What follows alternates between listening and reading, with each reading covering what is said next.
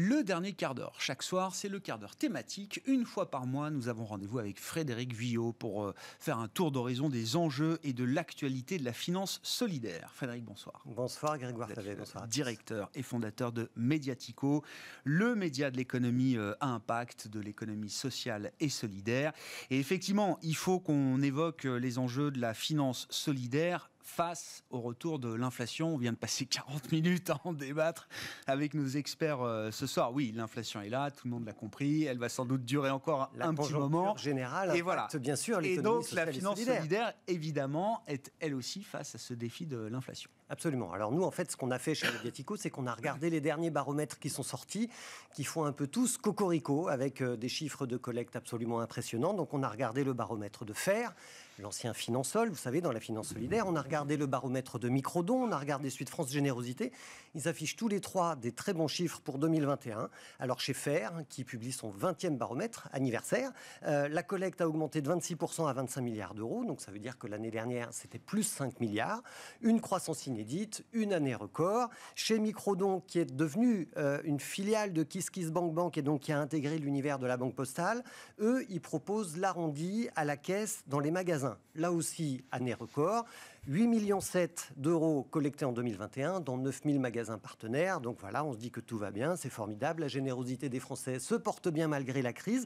Et donc, on regarde aussi le baromètre de France Générosité pour parler de la générosité des Français. Et on voit là que les dons des Français, ils ont encore augmenté de 4,5% en 2021, après une année 2020 de dons déjà exceptionnels à cause de l'année du Covid. Donc on se dirait que tout va bien, Madame la Marquise. Et donc, tout va bien et la chronique s'arrête là, Frédéric, ou non?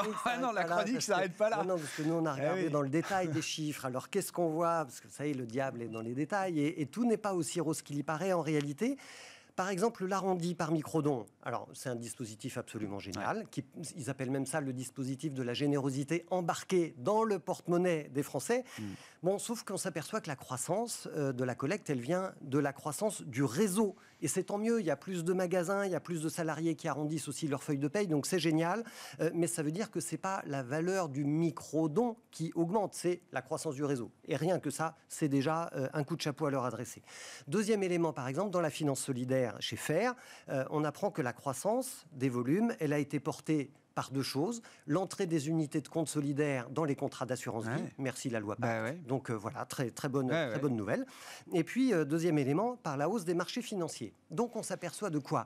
Que ça n'est pas la générosité des Français qui fait progresser la finance solidaire, c'est la bourse. Et donc ça, c'est un petit peu antinomique. C'est le serpent qui se mord la queue, Frédéric. Oui, mais on a envie d'être généreux quand on a gagné un peu plus d'argent. Oui, bien sûr, mais ça nous rappelle aussi autre chose. C'est que la réglementation française, elle est quand même un peu bizarre. Elle est assez trompeuse pour les épargnants solidaires qui se disent que ce qu'ils investissent en finance solidaire, ça va vers les projets d'économie sociale et solidaire. C'est pas tout à fait exactement ça. Parce qu'en fait, pour être labellisé solidaire, un produit d'épargne, il doit juste être investi à hauteur de 5 à 10% de son encours dans des activités solidaires. Donc il y a 90% qui partent en bourse. Eh ben, il faudrait que les nouveaux députés changent la loi. Ça ferait pas de mal. Et s'accordent avec l'AMF d'ailleurs au passage. Je comprends quand même qu'il y a quelque chose d'assez cyclique quand même dans la générosité des Français, effectivement. Quand le cycle est porteur, la générosité est là. Quand la mer se retire, on peut se demander effectivement quel sera le niveau de générosité. Que dit France Générosité dans ce contexte? France Générosité, vous avez raison. France Générosité, ils nous disent que d'abord, il y a deux choses intéressantes. La première, c'est que l'instrument du don est en train de changer dans le comportement des Français. C'est-à-dire que on voit que ce sont les dons par prélèvement automatique qui sont en train de progresser le plus vite. La hausse l'an dernier, elle était de 8%. Et en fait, ces dons par prélèvement, ils représentent désormais 40% de la collecte des dons aux associations et aux fondations. 40%, alors que c'était 34% en 2012, il y a 10 ans. Donc vous voyez, il y a quand même une forme de récurrence, là, effectivement. Une forme de récurrence, et c'est pas mal pour les assos et les fondations, parce que c'est un gage de fidélité aussi des Français dans leur façon de donner. Et c'est pour ça qu'ils vous assaillent à la sortie des stations de métro en vous disant, allez-y, on fait un prélèvement automatique mensuel. Et ça marche quand même. Et en même temps, France Générosité, ils nous disent une deuxième chose, c'est qu'il y a un problème structurel qui est assez inquiétant, c'est la diminution importante et continue, depuis 10 ans désormais, du nombre de nouveaux donateurs. C'est un vrai challenge pour les associations, pour les fondations, parce que ça veut dire que leur modèle économique va s'en trouver assez durablement fragilisé. Elles vont devoir trouver d'autres moyens de collecte s'il y a plus ou de moins en moins de nouveaux donateurs, s'il ne reste plus que les anciens, qui sont forcément vieillissants, à un moment, ça va poser un problème. Besoin de renouvellement. Et puis, il y a un 4e baromètre qui est sorti, qui est celui des apprentis d'Auteuil, qui a été établi par Ipsos, et qui nous parle, lui, du montant moyen des dons déclarés, qui a baissé en 2021. Il est tombé à 274 € par ménage en moyenne. C'était 395 en 2020, donc ça fait une chute de 30% pour un an. Et ça ne va pas s'améliorer avec le retour de l'inflation. C'est bien le début de notre discussion, parce que les Français, ils sont en train de redécouvrir les supermarchés discount. Ils demandent un chèque énergie, ils demandent un coup de pouce au pouvoir d'achat. L'inflation, elle est là. Ça va se ressentir dans la générosité des Français. Bon, donc on regarde la réalité en face, au-delà des baromètres, des chiffres de moyenne qui regardent un peu dans le rétroviseur. Non, la dynamique soulève quelques interrogations de ce point de vue-là. Qu'est-ce qui vous a marqué dans l'actualité récente de l'économie sociale et solidaire et on peut se permettre de parler de bonnes nouvelles.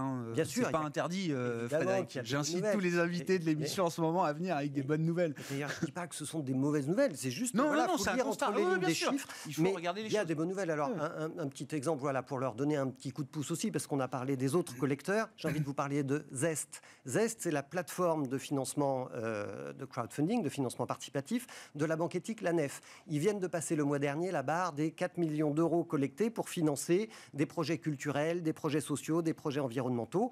Et ils ont déjà financé plus de 650 projets depuis leur création en 2015. Donc on les salue au passage. Ça fait plaisir de savoir que ça marche aussi chez eux.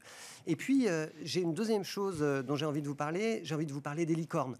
Alors, pas les licornes au sens de la bourse. Je n'ai pas envie de vous parler spécialement d'Ecovadis, qui ont été salués il y a 2 jours par Bruno Le Maire. Ces licornes-là trouvent un relais médiatique permanent et déjà très large. Ecovadis, c'est très bien ce qu'ils font. 27e licorne française. Ils sont spécialisés dans l'évaluation de la performance RSE des entreprises. Ils viennent de lever donc 500 millions d'euros pour faire de l'intelligence artificielle et se développer à l'international. Chapeau, c'est très bien. Moi, j'ai plutôt envie de vous parler des licornes avec 2 O, comme dans coopérative. Vous savez, c'est d'autres formes de licornes, parce que dans l'économie sociale et solidaire aussi, on a nos licornes. Mais ces licornes, c'est un terme. C'est un terme. Je sais pas. Est-ce que je dois vous en attribuer l'origine? Non, c'est un terme. C'est une alliance de 9 coopératives. J'avais pas en tête ce segment, effectivement. Plutôt de grosse taille, mais c'est pour ça que je vais. Mais bien sûr. Parler. Voilà. Et donc effectivement, elles ont fait une alliance pour parler d'une même voix en tant que coopérative et s'adresser au marché quand il y a une levée de fonds. Et ça tombe bien parce qu'en ce moment, elles sont toutes en levée de fonds. En ce moment, sur lita.co. Donc elles marketent quand même effectivement ces entreprises de l'économie sociale et le coût marketing. Mais non, mais c'est très bien. 9 levées de fonds. Enfin, il faut marketer les choses. 9 en levée de fonds actuellement. Donc c'est intéressant. Ça donne un coup de projecteur sur le secteur coopératif sur l'ITA. Donc coup de chapeau là aussi. Alors dedans, il y a Label Emmaüs qui fait de la seconde main. Il y a Cities qui fait de l'autopartage. Il y a la Nef dont on a parlé juste avant, la banque éthique. On a Comown qui fait de la location de matériel électronique. Bon, vous avez Enercoop dans l'énergie, Mobicoop dans le covoiturage, Railcoop dans le ferroviaire. Vous avez aussi Télécoop dans la téléphonie et puis Coop Circuit dans les circuits courts. Bon, toutes ces coopératives-là, qu'est-ce qu'elles visent? Elles visent la mutualisation de moyens. Elles visent l'impact social et environnemental de leur activité. Et puis, surtout, elles visent la coopération comme système économique, plutôt que la compétition. Donc voilà, là, on est en train de changer de paradigme. Et puis, bien sûr, elles attendent qu'il y ait des milliers de citoyens qui deviennent sociétaires de leur coopérative. Alors, en général, sur l'ITA, la part, elle est à 100 €, donc elle est assez accessible.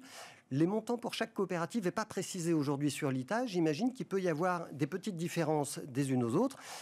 Mais en l'occurrence, ce n'est pas forcément très important dans les coopératives, parce que je vous rappelle que quel que soit le nombre de parts que vous avez, vous n'avez qu'une voix en Assemblée générale pour voter. Voilà, c'est comme ça que fonctionne la gouvernance démocratique, coopérative en tous les cas.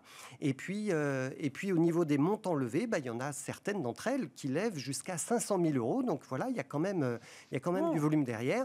Et il n'y a pas de date butoir pour l'instant pour cette levée de fonds collective, enfin individuelle. Oui, bien sûr, c'est pas groupé non plus. Oui, ils ne lèvent pas les fonds, pas encore, je ne sais pas. Mais il n'y a pas de date butoir parce que toutes les coopératives ont besoin toujours de nouveaux sociétaires. Donc c'est un appel qui va durer. Allez découvrir et financer ces licornes sur la plateforme Lita. On termine avec un scoop médiatico, le scoop maison. Quel est-il, C'est ça, parce qu'en fait, toujours dans le financement participatif, on a interviewé Arnaud Poissonnier, qui est qui est un ancien gérant de fortune, qui a monté Babylone en 2008. Babylone, c'était Baby Loan, les micro-prêts. Pas Babylone, c'est Baby Loan. Voilà. Oui. Et c'était l'un des pionniers du financement participatif en France quand on n'utilisait même pas cette terminologie-là. Et lui, il avait une plateforme qui était très axée sur la microfinance pour aider les entrepreneurs dans les pays du Sud. Eh bien, il vient de revendre Babylone la semaine dernière à des Néerlandais qui s'appellent Lend a Hand. On prête sa main, on se donne un coup de main. Et en fait, on l'a interviewé sur son parcours d'entrepreneur, sur son parcours de vie aussi, parce que puisqu'il avait commencé dans la gestion de fortune, c'est intéressant de voir ce glissement. Et puis, on a fait un long portrait sur son engagement, sur ses coûts marketing au service de la solidarité aussi. Je me souviens qu'il y a 6 ans, il avait fait une fondue solidaire, le record du monde de la fondue solidaire à la Bourse de Paris, sous les colonnes. C'est encore un coût marketing pour lever des fonds pour la plateforme et financer des projets à impact social. C'est comme ça que ça marche. Et c'est comme ça que ça marche. Il est très très fort là-dedans. Et donc, il y a un très joli portrait d'Arnaud Poissonnier à découvrir sur Mediatico. Et moi, ça m'intéresse. C'est par contre, je ne connaissais pas son... C'est quoi son coup d'après, maintenant qu'il a vendu Babylone? Parce que c'est toujours ça qui est intéressant. Bien sûr. Alors, pour l'instant, il est en train de représenter Lend a Hand en France. D'accord. Et comme ça se passe souvent dans les transitions, il y a pas mal de chances que ça dure un temps, 1 an et demi, 2 ans, et à un moment, il va partir sur autre chose. Il est en train de chercher sa prochaine idée, mais il est en particulier en ce moment sur une démarche de reterritorialisation, de réancrage dans les campagnes. Il a monté un dispositif qui s'appelle Hacker un village. Hacker un village avec le chiffre 1 au milieu. Vous cherchez sur Internet, vous allez trouver. En fait, son histoire, c'est d'aller chercher des Parisiens pour qu'ils viennent repeupler le village dans lequel il a acheté une maison il y a quelques années. Et en fait, ça pourrait se déployer, cette opération-là. À retrouver sur mediatico.fr. Merci beaucoup Frédéric Villot qui est avec nous une fois par mois, donc pendant ce quart d'heure thématique pour évoquer tous les enjeux et ce qui a fait l'actualité récente de l'économie sociale et solidaire et de la finance solidaire en général. Frédéric Villot, directeur et fondateur de Mediatico. Voilà pour cette édition ce soir. On se retrouve demain en direct à 12h30 pour une nouvelle édition de Smart Bourse sur Bismart.